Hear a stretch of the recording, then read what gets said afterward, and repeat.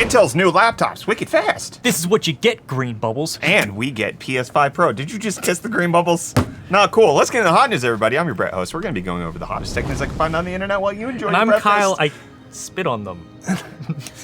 You spit? I spit on them. Oh, I thought you were blowing him a kiss. No. This Tuesday, December 12th, 2023. We're going to start off today talking about some leaked benchmarks that we're getting out of Intel's upcoming Meteor Lake laptops that are supposed to be releasing this coming Thursday, December 14th. And it turns out these laptops are wicked fast. So the CPU benchmarks that we're finding out in CPU-Z, which isn't the most reliable benchmark, which shows that the Ultra 9 CPU performs as fast as the Ryzen 7 7700X, which is pretty good. Not exactly trustworthy. However, when you pitch it on over to something like 3D Mark, what we find out is that the Meteor Lake laptop is capable of going toe-to-toe with the Z1 Extreme. Ooh. So the Z1 Extreme has a slightly faster CPU to the tune of 33% slightly. We don't know what the TDP of the benchmark is here for the Meteor Lake chip, so that is something we don't know. But Z1 Extreme is 8% slower in graphics. So in gaming, Meteor Lake should be slightly faster, at least according to this Time Spy result. Interesting. So what are we gonna see? We're gonna see this in handhelds, maybe? That's what I've been begging for ever since I found out about Meteor Lake, but we are expecting to see the first wave of laptops launch this coming Thursday. Meteor Lake is a big upgrade. Everybody complaining about how 14th gen wasn't really an update. Like, it wasn't. This is still 14th gen? It wasn't, you're right. But 14th gen of laptops is going to be a revolutionary shift from how Intel used to do things. Now with their tile-based SoCs and the fact that we're getting actual ARC graphics on the chip. This is a big deal. Meteor Lake is going to be an inflection point for Intel. At least that's what it's looking like for me. I like seeing what's happening. I do too. My eyes peep the scene. And Intel's wallet goes green. That's what I say. My eyes are peeping something. Yeah? It's Jawa's holiday gift guide. That's right, because today's video sponsors Jawa. If you want your wallet to be a little bit more green, well, then make sure that you're spending as little money as you can on your next PC upgrade. And if you check out Jawa, it's the marketplace for gamers, by gamers, where you can pick up the next hardware upgrade you want at a lesser price because you're buying from somebody else who's departing ways. Maybe they've upgraded themselves. Or you could sell your old hardware to a loving home, make sure that it's being put in a good PC that's going to be treated properly. That's exactly what you want. And with the holiday gift guides that what Jawa has, you can find gifts for your friends and your family at certain price points. You can see they have it for under 100, under 200, and even under 500 bucks. If you're looking for either parts or PCs, Jawa is the place to go. They have verified sellers for full PCs, or you can sell your GPU to them directly. In case you wanna. Do you want to sell this A770 to Jawa? No. It's the limited edition. I don't know if they're going to approve of you licking a GPU in their ad spot. My goodness, Kyler. I didn't lick it. And you could also check out their Ultimate Tech Tuber gift guide, because tech YouTubers got together to put together a holiday gift guide for you as well. So there's a lot of info that you can find over out on Jawa, as well as some really good deals in case you're looking to buy or sell this holiday season. Big thanks to Jawa for sponsoring today's video. Do you want to say sorry to them? I'm sorry for not licking the GPU. I'll lick it if you want me to. Oh my goodness. Oh, Kyler. As excited as Jawa might be for that ad spot, and I am for Intel's upcoming Meteor Lake chips this week, I'm also more excited because there are still more updates coming to the ARC GPU drivers. Bust out the card, bust out the card, Let's bust go. it out. You better be holding that. That's what we're talking about. So these new ARC drivers that coming out give an average a 5% performance increase to a bunch of different games, actual relevant games. 8% to the new Avatar game that came out, 23% to the beloved Battlefield 5. Dishonored 2 gets 16%, Final Fantasy 15 gets 12%, For Honor, you know you're still playing that, 14% increase there. Phasmophobia, 5%. Train Sim World 3 gets a 34% average FPS uplift. Shouts out Intel, making things a little bit better. What is Train Sim World 3? How dare you? Why do you hate good game developers? You don't know about this. Anyways, I just include this because Intel's making some slight upgrades, and I like to see it. And you also like to see slight downgrades when it comes to pricing on GPUs. And it turns out that the RTX 3050 with 6 gigabytes is going to be cheaper, but not by a whole lot. We're expecting it to be about $180 to $190. They're getting rid of 2 gigabytes of VRAM on this. The RTX 3050 launched at $249, and now that it's 2 years later, it's coming down $70 in price, which is pretty bad considering the 3060 should cost that. I'm not happy with this, in case you can't tell, but that's a slight little update that's happening there. But maybe Reece can save us some money. That makes me a little bit happier. Yo, welcome back to UFD Deals, bringing the hottest tech deals out on the internet, and happy not Monday for those of you patiently waiting for the deals. Today we're starting off with the AOC GH401 wireless gaming headset for only $22.50 with the included promo code, making it $77.49 off. But then next up we have the Superflower LEDX Platinum SE, which is a 1000 watt 80 plus platinum fully modular power supply for only $144.99 with the included promo code, making it $105 off. And then lastly we have the Samsung 980 Pro NVMe M.2 SSD with the heatsink, making it PS5 compatible for only $139.99 for the 2TB version. And with that, the deals are done. You can find these and more linked in the video description down below. But until next time, I'm hand you off back to Brett and Carla for the rest of your hot news. Cheers. All right, Reese, I've got an or deal for you that happened over the weekend. Not an and deal. Not an and deal, or deal. And turns out Apple was not happy with Beeper Mini, which was the service that allowed Android plebeian green bubble peasants to actually text on iMessage, and Apple did what everybody expected. So it turned out on Friday that Beeper Mini, the iMessage integration was no longer working. They paused the amount of money for subscriptions, and they said, hey, we don't know what's going on. We're investigating the reports that it's not working. And then Apple came out, and they didn't explicitly talk about Beeper Mini, but they said, we took steps to protect our users by blocking techniques that exploit fake credentials in order to gain access to iMessage. These techniques pose significant risks to user security and privacy, including the potential for metadata exposure and enabling unwanted messages, spam, and phishing attacks. We will continue to make updates in the future to protect our users. So that whole thing that Beeper said whenever people were like, why does Apple let you do this? Or like, can't Apple do anything to stop you from doing this? And they were like, oh, we're just kind of hoping they don't. Yeah. They did. Exactly. Yeah, no. It was foolhardy optimism that expected anything different from Apple. I saw this coming from a mile away. And a lot of people were hoping that Beeper was going to be able to get around it. And it turns out that they are, but in a different way. So the way that Beeper Mini originally worked was that it verified you with iMessage via your phone number. So you could send a text and that would get you verified with Apple servers. Now that no longer works. Whether or not that's ever going to work again in the future, Beeper is not saying. The way that it does work now is that you have to log into an Apple ID on their service, which sounds vaguely familiar to some other ways that was being done previously. I was going to make a joke about like, why don't they just have you sign into something on their servers? And you said it. You said it seriously. Well, so it appears that it's still using the same exploit that it was before. So it should not be using a Mac Mini as a relay where it's being stored on a server. According to Beeper Mini, according to the company, it is not doing it the same shady way that other companies have done it. And they've welcomed third-party investigation of their security protocols to make sure that it could be examined for being good. Also, Beeper saying they don't understand why Apple is blocking this for security reasons when just raw SMS, raw dog in that green bubble, it actually provides security vulnerabilities because it's not encrypted, whereas allowing Android users to send iMessage by default would encrypt their message. And so this is a good thing for security. Stop saying it's a bad thing for security, essentially, is what's happening. Why put the charging cable on the bottom of the Apple mouse? Magic Mouse. No, the Apple. Oh, what else are you going to call it? They don't sell They it. just do it. They just do things. Riveting commentary. When asked if Beeper was going to continue in this endless cat and mouse game with Apple, they said that Beeper Cloud and Mini are apps that need to exist. We have built it. We will keep it working. We will share it widely. So it appears that they are going to continue, especially with all of the reverse engineering that they have to start to subvert Apple. Apple is likely to start potentially getting more aggressive in the future at blocking this if they can.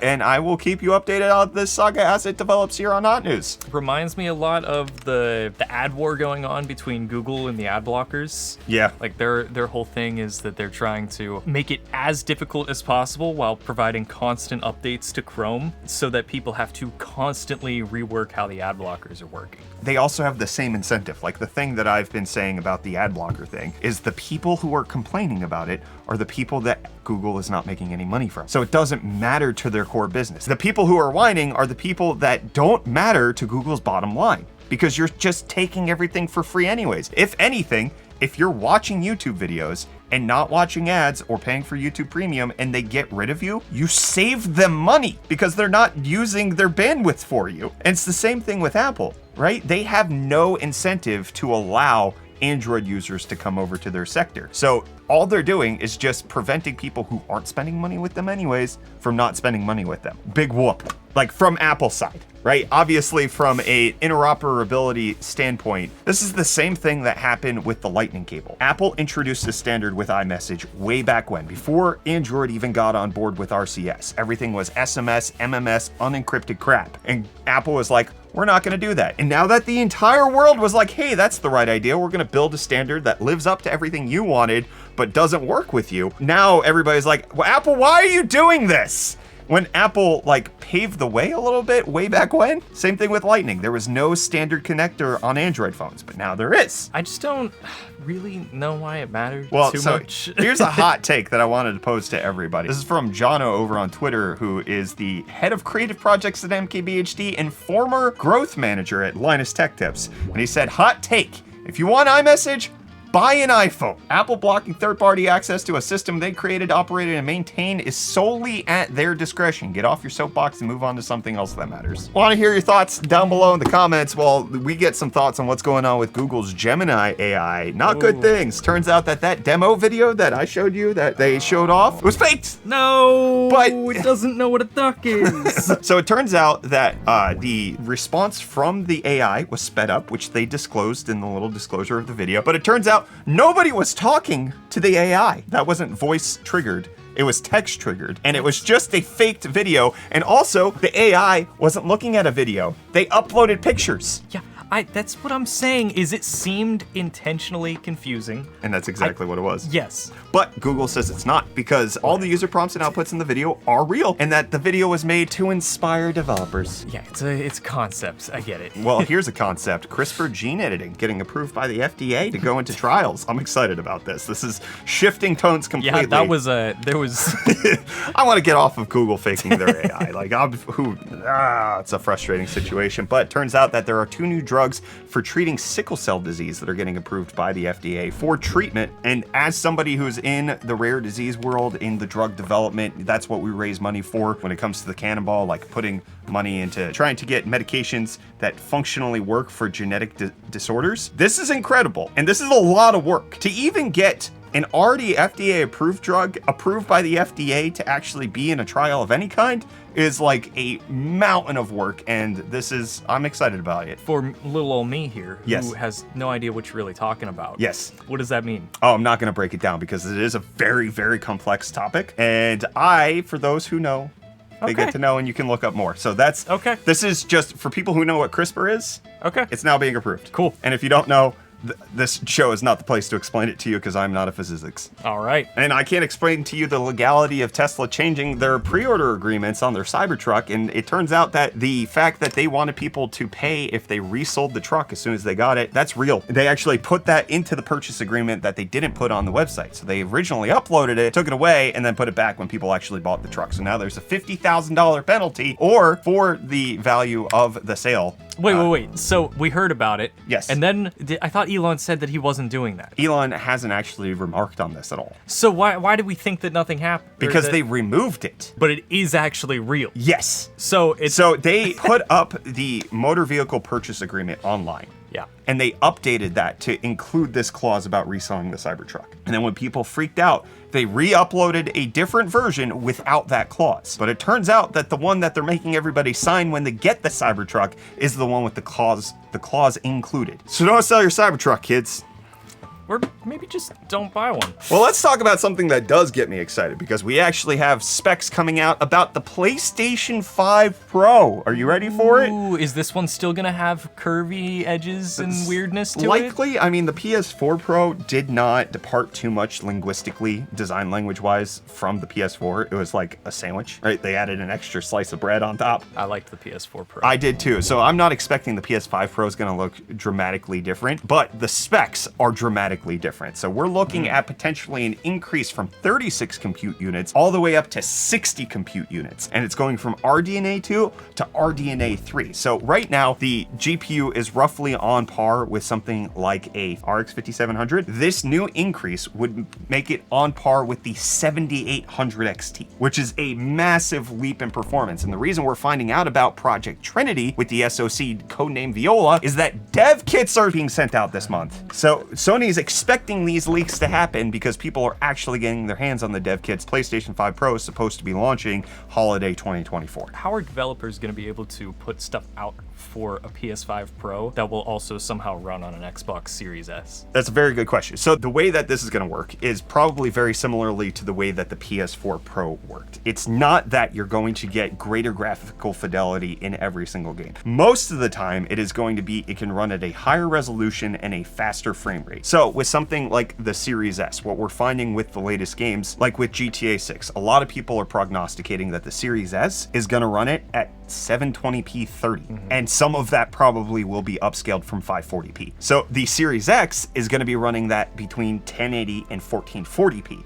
And so this is going to be a resolution difference. So the PS5 Pro likely will be able to run something like GTA 6. If the PS5 is running it at 1440p, the PS5 Pro will be able to run it at 4K. That's the general difference that we're expecting. So we're looking at potentially an almost doubling in teraflops. So the reports are we're expected to get 28.6 teraflops, which the current PS5 is 10 teraflops. So over double, because not only are we getting significantly more compute units, it's also being put on a new actual GPU architecture, and the CPU is supposed to be overclocked to 4.4 gigahertz from the 3.5 it is currently. So everything is getting a spec bump. Besides the RAM, which is staying exactly the same. 16 gigs at the same clock speed, but it's also being reported that we are going to be getting new XDNA2 AI cores built in, and that's being reported that that's going to make it so that you can actually have better upscaling, so that when it does upscale a game from 1080p to 4K, it does that in a way that looks better, kind of like the way that NVIDIA's DLSS works. But this is going to be specific to the PlayStation 5. So when the PS4 Pro launched, how much more money was that on top of a regular PS4? What was the price tag? They launched at the exact same price. If so they pull that off, though, $500 for the PS5 Pro in a year. That sounds pretty nice to me. Yeah. So likely these specs are going to change. Like the expected 2.8 times performance, I'm gonna bet based on the spec bumps we're seeing, maybe a 2 times level performance, if that, like 75%. That's still a great increase for the same amount of money that you're spending. And that's also one of the reasons why I think Sony didn't drop the price on the PS5 Slim, because they're trying to get that margin right now, because they know that when they launch the PS5 Pro, they're not going to have as much money to make off of it because they're jam-packing it with tons of specs. So I'm excited to see this. We likely will find out more details about the PS5 Pro in the coming months, especially since it is supposed to launch in under a year. But this, if you're going to play GTA 6, this looks like the console to have. Because it's not coming on PC. And Microsoft has said that they're not updating the Series consoles. The Series X is the refresh, according to them. Yeah, that still doesn't make sense to me. I don't agree with it either. And you guys don't agree with us. Let's get into the comment response. No. David Berg said, I think the issue is that I can really only buy the categorically unviable shirt for myself. Buying for somebody else might be taken the wrong way. That's true. It's a bad gift. It's true. Or it's a great gift for like a white elephant Christmas gift exchange. That's true. That's funny. Yeah, it's hilarious. Yeah. Or you could buy it and like donate it to Goodwill, and somebody would find it like on the shirt rack and think it's hilarious. It's just an elaborate prank that you never get the reward from. Those are the best. Maya said, IR blasters are super common on especially the less higher-end Chinese smartphones. All of my Xiaomi Mi 5, Redmi Note 10 have it, along with an FM radio, expandable storage, dual SIM headphone socket. Yeah, we get it. Android phones are better. Oh. How many you got? Apparently they have a whole lot of them. Additionally, the OnePlus Fold, the what's it called? OnePlus Open? Forget what it's called. Allegedly has an IR blaster. I saw that in the comments as well. Okay. I don't know. Dominic saying, I'm excited for Strix Point. If the framework laptop is still around in 2025, I'm definitely buying a Strix Point powered Framework 13. I would like that as well. And then the Gene saying, I'm excited for Steam Deck 2 with Strix Point. Strix Point should be the generational leap that prompts a new Steam Deck. Nope. I'm gonna go on record right now. Why are you so confident? Because Valve has said that they're not doing it for a few years. No. And Strix Point is this year. I'm asking the Gene Rava. Yeah. Why are you so confident about that? I'm pretty sure we're going to have the successor to Strix Point, and even then it's going to be a custom chip for Valve for the Steam Deck 2. We're waiting a while for the Steam Deck 2. They're comfy. They just gave you an OLED. Yeah. Calm down. Zemon said, as a real gamer, I think it's pretty sad to see everything get better AI capabilities. It's like with mining-capable GPUs and them suddenly being bought by the thousands by companies earning money with them and massively contributing to the shortage, TM. He trademarked the shortage. Said that GPUs had mining capabilities, which all GPUs were mining capable. And then, as a real gamer, Yeah, What do you mean by that? the real gamer got me. It's a fake gamer? What? So what Zmon here is saying that they're sad that AI is getting the attention and gaming isn't. Yes. We all are, kind of. I'm mad that Nvidia is making money and it's not from gaming. Fuzzy D saying the old Maverick was a small car. Yeah, I owned one back in the day. Mine was a red automatic with a 302 V8. Peppy little car. I like when people say stuff like that. Peppy little car. Peppy little thing. Got some torque. Thank you, Fuzzy D, for clarifying the Maverick. Yeah, I've been seeing a bunch of people have clarified with me that it was not a truck. How you fool? What's wrong with you? You thought it was a truck? Yup. Well, I thought this episode of Hot News is over. I also thought that. Are we still filming? No, you can lick the GPU with impunity now.